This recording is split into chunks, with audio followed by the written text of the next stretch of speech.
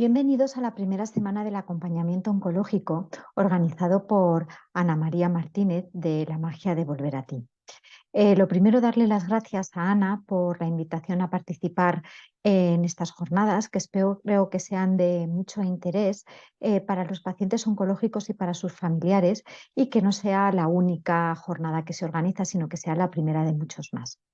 Soy Esther Ramírez, soy médico ginecólogo de la unidad de mama del Hospital Puerta de Hierro Majadahonda, y voy a hablar de sexualidad y cáncer, un tema que muchas veces es olvidado, obviado y arrinconado en un cajón porque parece que no es una prioridad en el paciente oncológico, pero pasa el tiempo y nos damos cuenta de la importancia que tiene retomar la vida sexual en las pacientes y en los pacientes que han tenido un proceso tumoral. Según la Organización Mundial de la Salud, la sexualidad humana abarca tanto las relaciones sexuales como el erotismo, la intimidad y el placer. La sexualidad es experimentada y expresada a través de pensamientos, acciones, deseos y fantasías, y no se limita y está influida por múltiples factores. El impulso sexual, somos unos seres sexuales y sexuados, que tenemos una identidad y una orientación, que tenemos una serie de conductas que habitualmente son eh, aprendidas durante la infancia y durante la adolescencia, con unas emociones y unos afectos que tenemos una necesidad de manifestarlos, con una determinada anatomía que puede verse alterada a lo largo del tiempo o por distintos tratamientos o por distintas situaciones, y vivimos en una sociedad en la que en algunas ocasiones el sexo está callado y tapado, y en otras ocasiones es un artículo de mercadería. Todo esto va a influir en nuestra manera de manifestar la sexualidad a lo largo de nuestra vida. Pero una cosa muy importante que tenemos que tener en cuenta es que sexo no es lo mismo a relaciones sexuales y a coito. De todas formas, las pacientes de lo que más se quejan es de la dificultad que tienen para mantener relaciones sexuales, o bien porque hay una pérdida de deseo o porque hay una pérdida de satisfacción o hay dolores. Para saber qué es lo que está pasando, es muy importante saber cómo es la respuesta sexual humana. Tiene una primera fase de deseo. Ese deseo es un acercamiento, es ganas de estar con la pareja sexual. Eh, una vez que el deseo se convierte en el inicio de una relación, hay una fase de excitación. En la mujer esta fase es muy importante porque es la fase donde va a haber una lubricación y donde se va a preparar el aparato genital para lo que es la propia relación sexual. Hay una fase de meseta. En esta fase de meseta hay toda una preparación del organismo para experimentar el orgasmo. Hay una dilatación del tercio superior de la vagina, hay una eh, eh, a un aumento de vascularización de la región genital, de las mamas, de los pezones, de las areolas, y todo acaba con la explosión del orgasmo y una resolución. En una mujer, si después de haber un orgasmo hay una nueva excitación, durante la misma relación sexual puede haber varios orgasmos consecutivos. Pero ¿cuáles son los trastornos de la sexualidad que más se van a experimentar durante el proceso oncológico? Por un lado, tenemos los trastornos del deseo sexual, es decir, un deseo sexual hipoactivo. Hay una disminución o una ausencia de fantasía y de deseos de actividad sexual de forma persistente. Todos, en algún momento de nuestra vida, hemos tenido esa fase en la que la actividad sexual quedaba en un segundo término, ¿no? Es la típica frase de no, no me apetece, no tengo ganas, pero cuando esto es persistente se puede convertir en un trastorno. Pero es que en su vertiente más grave puede llegar a trastorno por aversión del sexo, una aversión extrema y persistente, con una evitación de todos los contactos sexuales genitales con una pareja sexual. Pero esto no quiere decir que la paciente no pueda manifestar eh, placer sexual de manera propia por medio de la masturbación, por ejemplo. Los trastornos de la excitación sexual son diferentes en el hombre y en la mujer, en el genital asociado a la relación sexual. ¿Y qué es lo que va a causar estos trastornos de sexualidad? ¿Por qué se producen? ¿Qué es lo que ocurre? Bueno, pues son múltiples las causas. Pueden darse por motivos psicológicos, fisiológicos o incluso ambientales. Puede haber problemas en la relación de pareja, problemas sexuales o de comunicación. Esto es muy importante a la hora de hablar con nuestros pacientes porque eh, pacientes que tenían antes una relación de pareja buena, adecuada, la mayor parte de las veces, haciendo un parón en su proceso agudo de la enfermedad, que es durante los tratamientos, suelen retomar esa relación de pareja y suelen tener bastante apoyo en su pareja, mientras que si la comunicación antes no era muy fluida, puede haber bastante complicación a la hora de retomar esas relaciones. También la calidad de las relaciones sexuales y las habilidades en las mismas. No es lo mismo una pareja que tiene una relación sexual que directamente va al coito con una pareja que eh, tiene unos juegos previos y que prepara muy bien todo lo que es la relación posterior. Puede haber una historia de abuso sexual en la infancia, problemas psicológicos como es la depresión, la ansiedad, los duelos, problemas de autoestima y de satisfacción corporal, estrés, ansiedad, situaciones problemáticas y preocupaciones, determinados fármacos que pueden disminuir la libido, desajustes hormonales, problemas de alcohol o drogas y educación restrictiva en la infancia sobre las relaciones sexuales. También problemas en el trabajo, como posibles despidos, situaciones de estrés en los mismos, las etapas del desarrollo, como puede ser la menopausia, enfermedades vasculares o neurológicas. Es muy importante en pacientes que tienen ya una diabetes y que hay una alteración vascular por la diabetes, pues en algunas ocasiones, sobre todo en varones, hay mucha dificultad para mantener una erección y hay problemas de disfunción eréctil o problemas neurológicos como pueden ser lesiones medulares y también miedo a tener un embarazo no deseado. ¿Cuáles de estas causas se van a manifestar en el cáncer? Pues prácticamente todas, porque cuando hay un diagnóstico de cáncer, la verdad es que se produce un absoluto shock. Pasamos de tener una vida laboral, una vida de pareja, con familia, nuestro tiempo de ocio, a pasar el tiempo en el hospital, tener que estar sometidos a cirugías, a tratamientos oncológicos y un miedo a lo que va a ser nuestro futuro, miedo a la muerte, miedo a una recaída. Así es que, ¿cómo va a influir el cáncer en los posibles trastornos de la sexualidad? Pues uno va a ver unos cuadros de depresión, ansiedad y duelo por la propia enfermedad. Sabemos aproximadamente que entre el 25 y el 58% de las mujeres diagnosticadas de cáncer de mama van a tener trastornos del estado de ánimo, que en el 40% de estas mujeres van a persistir al año del diagnóstico y que se incrementa en mujeres que han recibido quimioterapia e incluso puede llegar a persistir más allá de un año tras el tratamiento. Va a haber problemas de autoestima o satisfacción corporal. Todos sabemos, perdón,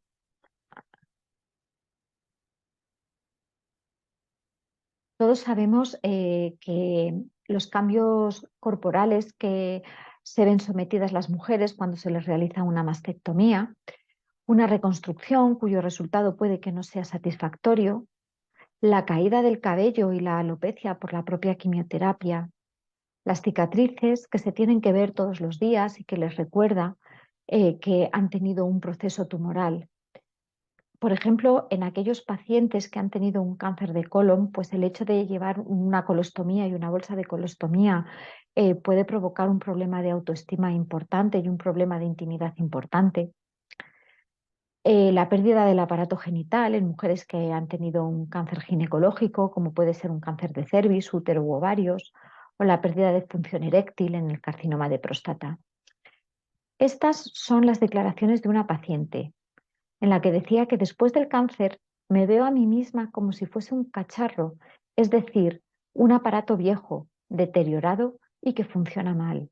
Y muchas pacientes nos dicen que ellas no vuelven a ser las mismas, que entre el tratamiento, los achaques del tratamiento, su cambio corporal, el parón de su vida, ellas ya no son las mujeres que eran. No se sienten atractivas, pueden tener una sensación de mutilación, una pérdida de feminidad por una parte muy importante de su feminidad, como puede ser la mama o el aparato genital, una pérdida de atractivo sexual, una pérdida de función sexual por dolor, sequedad, porque las relaciones es imposible que sean igual, e incluso vergüenza. También van a influir los problemas laborales, van a estar muy preocupadas de cómo va a ser mi situación laboral, voy a perder mi trabajo, voy a ser capaz de incorporarme a mi actividad laboral en las mismas condiciones en las que estaba antes, voy a ser capaz de desempeñar mi trabajo. La organización del día a día, porque hay mujeres que tienen hijos pequeños y tienen que organizarse con ellos, pero luego también hay mujeres que son cuidadoras de sus parejas o que son incluso cuidadoras de sus padres. Por supuesto, el miedo a una recaída o a la muerte, a los problemas económicos que puede conllevar los problemas laborales, a un riesgo de embarazo no deseado en un momento muy delicado de su existencia, o incluso a la fertilidad en aquellas mujeres jóvenes y que no son madres. Por supuesto, los fármacos van a influir. Los fármacos para las terapias, para la hormonoterapia en aquellas mujeres que tienen tumores hormonodependientes, como es el tamoxifeno, y los inhibidores de la aromatasa, que inhiben toda síntesis de estrógenos y producen unos síntomas menopáusicos, aunque la mujer ya sea menopáusica, muy agudos, muy abruptos, sobre todo a nivel urogenital. Los análogos de la GnRH, que es el Zoladex, que induce una menopausia farmacológica en mujeres jóvenes en las que se quiere disminuir la función de los estrógenos porque tienen tumores hormonos dependientes. Y también tienen una menopausia de una manera muy precoz y muy abrupta. Los psicofármacos para el tratamiento de la ansiedad, la depresión, como puede ser la fluoxetina, la paroxetina o la venlafaxina, también alteran el deseo sexual. Y la menopausia. La menopausia puede estar inducida por la quimioterapia, por tratamientos hormonales y también por la edad. Pueden estar en un momento en que sean perimenopáusicas o pueden ser menopáusicas con una menopausia bien llevada, ¿no? Pero que en el momento del diagnóstico se exacerban todos los síntomas, bien por el tratamiento de la quimioterapia o bien por el tratamiento de los tratamientos hormonales. ¿Y qué es lo que va a pasar en los genitales externos en estas mujeres? Bueno, pues aquí tenemos dos imágenes para que vean ustedes cómo puede ser una vagina sana y una vagina atrófica.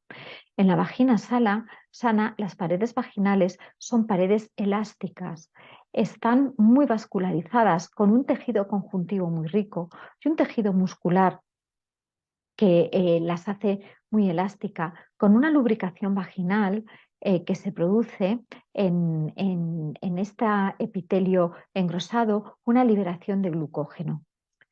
Pero cuando llega la menopausia, todo esto cambia y la vascularización se pierde, el tejido conjuntivo, que es lo que soporta la vagina, se hace muy finito. eh, y bueno, pues hay una pérdida de elasticidad, hay una sequedad vaginal, hay un acortamiento del canal vaginal, que aquí lo podemos ver muy bien, la diferencia que hay entre el epitelio de vaginal de una mujer premenopáusica a una mujer posmenopáusica. Todo esto puede ocurrir en la menopausia, puede estar inducido por la quimioterapia o por los propios tratamientos hormonales. Esta vagina va a ser muy poco resistente a las relaciones. Eh, eh, va a doler, se va a contraer, incluso pueden sangrar, son incapaces de lubricar y todo esto va a hacer que cada vez tengan menos, menos necesidad y menos apetencia por mantener relaciones sexuales. Y entramos en lo que llamamos el ciclo del dolor. Eh, hay una anticipación del dolor, el cuerpo va a anticipar el dolor y puede que el temor y la ansiedad contribuyan a una reacción involuntaria.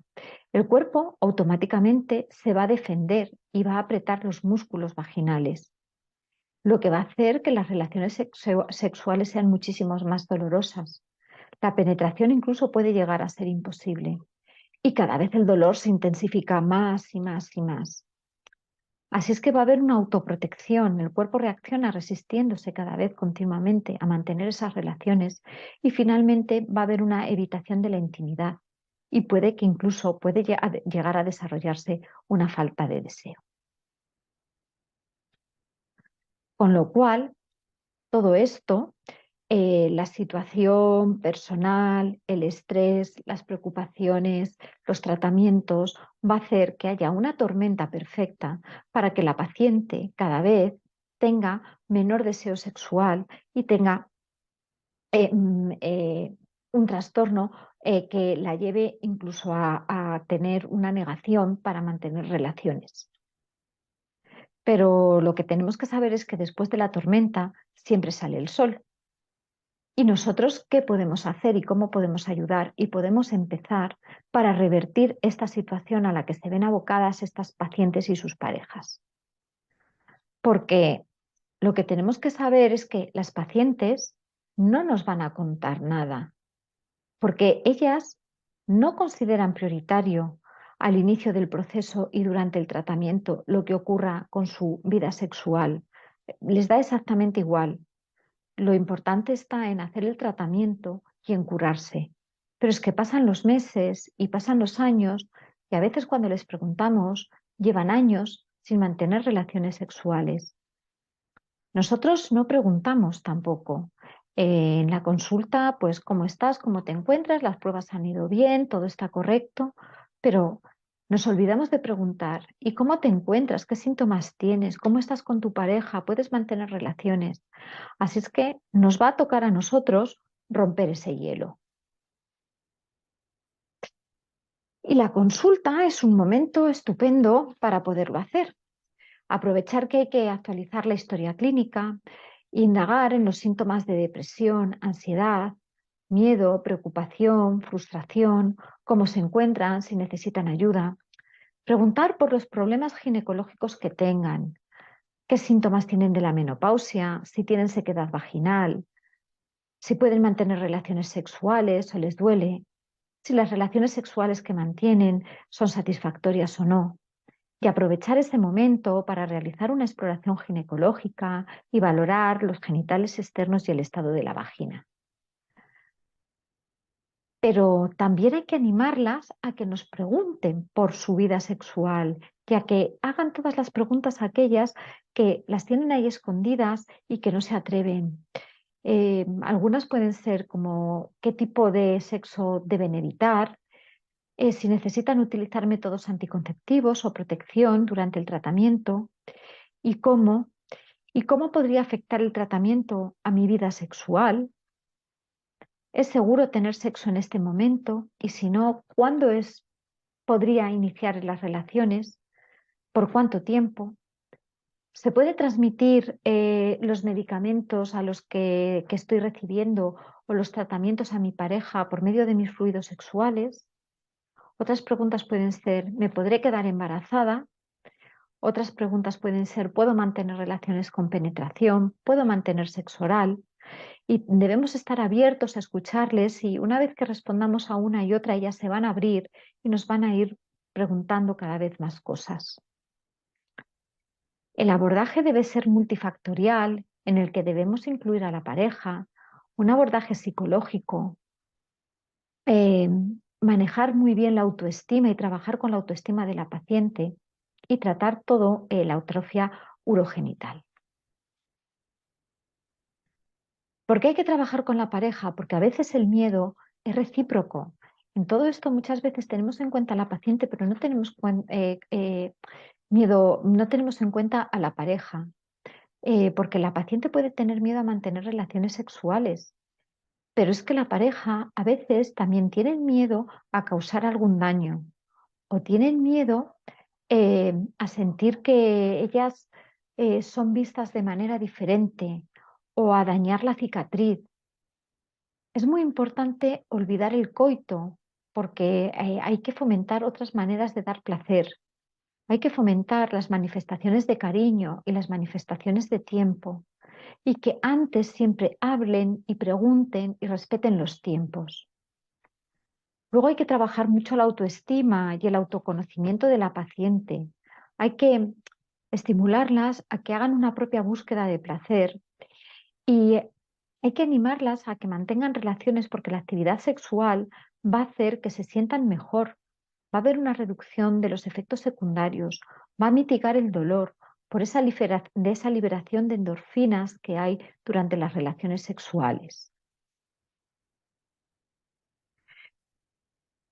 Pero el factor más importante quizá, y es el que más les limita, es la atrofia urogenital, que es la principal causa de dispareunia o dolor durante las relaciones sexuales y es lo que va a desencadenar el ciclo del dolor, que hemos visto que muchas veces acaba pues, con una falta de deseo. ¿Cuáles son las causas? Pues van a ser la alteración de las mucosas por la quimioterapia, la menopausia por la propia quimioterapia o por fármacos, los tratamientos con inhibidores de la aromatasa, que van a inhibir la síntesis de cualquier estrógeno, las cirugías por carcinomas de vulva, cervix o útero. Las mucosas de la vulva y la vagina ya hemos visto cómo pierden grosor, elasticidad y capacidad de lubricar. Y las relaciones son dolorosas. Muchas veces nos dicen, es que es como si fuese como una lija que me raspase todas las paredes vaginales. La atrofia vaginal va a provocar un prurito, disconfort, un dolor con las relaciones y un sangrado. A veces unas secreciones malolientes, un aumento de frecuencia urinaria, infecciones urinarias, sequedad y un disconfort muy importante en la paciente. ¿Y qué podemos hacer para tratar la atrofia urogenital? Bueno, pues lo primero, realizar tratamientos locales no hormonales, como es la hidratación, el uso de aceites y de lubricantes. El objetivo de los hidratantes es retener agua en los tejidos, mejorando la hidratación de las paredes vaginales, los labios y la vulva a largo plazo. Son tratamientos que hay que ser muy insistentes y mantenerlos en el tiempo. Eh, Al principio, la indicación es más o menos utilizarlo durante 15 días, todos los días, se administran por las noches, y luego mantenerlos de una manera crónica todo el tiempo que hagan falta, utilizándolos 2 o 3 noches a la semana. Las cremas hidratantes deben llevar ácido láctico para mantener, eh, para mantener el pH y para mantener la flora y la microbiota vaginal adecuada, glicerina, puede llevar fitoestrógenos, que no nos debe dar miedo porque es verdad que no se absorben, ácido hialurónico, árbol de té para evitar las infecciones. Los miosomas y los fitosomas son unas sustancias que lo que hacen es que llevan el ácido hialurónico al interior de las paredes vaginales y lo liberan ahí. Pueden llevar centella asiática que eh, ayudan a cicatrizar, vitamina E, betaglucanos, probióticos y el omega 7. Luego están los aceites. Los aceites sirven sobre todo para la zona genital externa. Los aceites lo que van a hacer es que van a ser emolientes de toda la zona externa, sobre todo la parte que va entre la entrada de la vagina y el ano. Esta zona se llama periné y es una zona que sufre mucho con atrofia vulvovaginal. Entonces, estos aceites específicos para esa zona, dando masajes, hace que esa zona esté más elástica y que las relaciones sean menos dolorosas. No debemos confundir los hidratantes con los lubricantes. Los lubricantes son unas sustancias para utilizar durante las relaciones sexuales. Es muy importante que sean ricos en polímero y en ácido hialurónico y algunos incluso pueden llevar unas sustancias estimulantes que son vasodilatadoras como la arginina.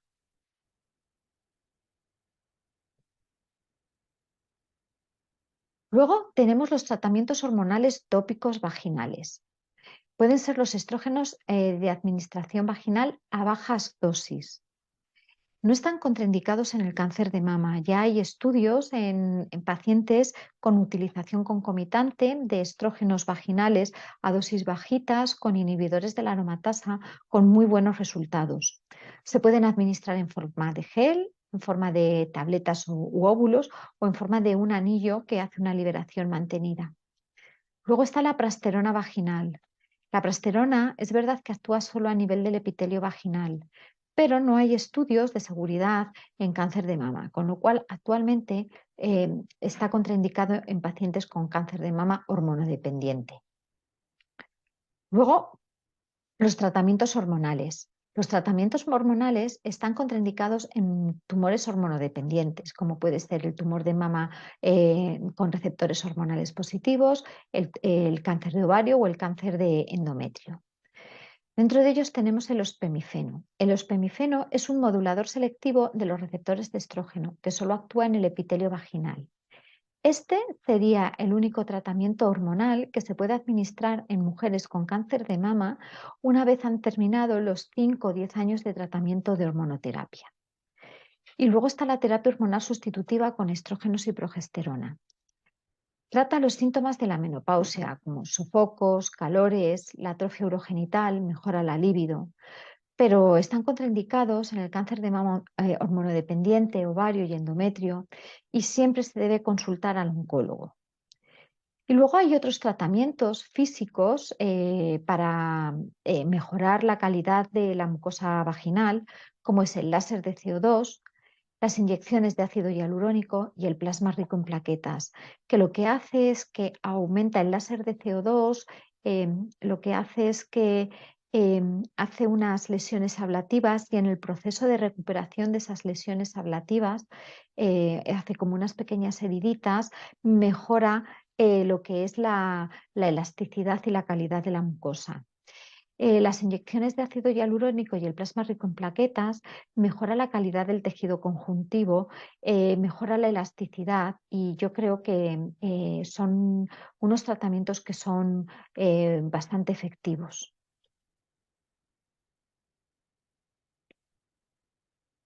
Pero ¿qué más cosas podemos hacer para mejorar la libido y el deseo sexual? Bueno, es muy importante manejar el estrés, la ansiedad, el sentimiento de duelo, las preocupaciones. De esto, bueno, pues para eso están los psicooncólogos y también incluso los terapeutas sexuales para ayudar a las pacientes. Hay que tener una alimentación adecuada, es muy importante, con dietas ricas en proteínas, vegetales, ácidos grasos omega 3 y antioxidantes. Una dieta rica en cítricos, legumbres, las cereales integrales, verduras frescas, frutos secos, mariscos. Hay que tener un descanso adecuado, el ejercicio, la hidratación, hay que evitar el consumo de alcohol y la fitoterapia siempre bajo supervisión médica. No pensemos que porque es fitoterapia es inocua, al contrario, puede tener efectos secundarios y lo que es muy importante, en algunas ocasiones puede haber interacciones con fármacos que esté recibiendo la paciente. Entre esta fitoterapia tenemos plantas como la maca, el tribulus, la rodiola, la ashwagandha, el ginkgo biloba y el ginseng. Como conclusiones, pues lo que puedo deciros es que el diagnóstico de cáncer siempre va a suponer un shock que afecta a todas las áreas de la vida, incluida la sexual. La sexualidad es innata al ser humano y forma parte de nuestra esencia, y siempre debemos preguntar a nuestros pacientes por posibles trastornos sexuales. Debemos dejar que las pacientes expresen sus preocupaciones, que nos pregunten. Debemos tener una escucha activa, sin juzgarlas. Integrar a las parejas en el tratamiento, en el reinicio de las relaciones, en fomentar el autoconocimiento, el placer. Es muy importante mejorar la autoestima y tratar los síntomas. Y con todo esto, pues acabo esta charla, que espero que haya sido de su interés y que les haya gustado. Nos queda mucho recorrido por hacer. La sexualidad entra dentro de la recuperación de los pacientes oncológicos, del bien vivir, y nunca lo debemos dejar aparte porque somos seres sexuales y manifestamos nuestra sexualidad desde el momento del nacimiento hasta que el momento de nuestra muerte. Muchísimas gracias a todos y muchas gracias a Ana por otra vez por haber bueno, pues, invitado a participar en estas jornadas tan interesantes.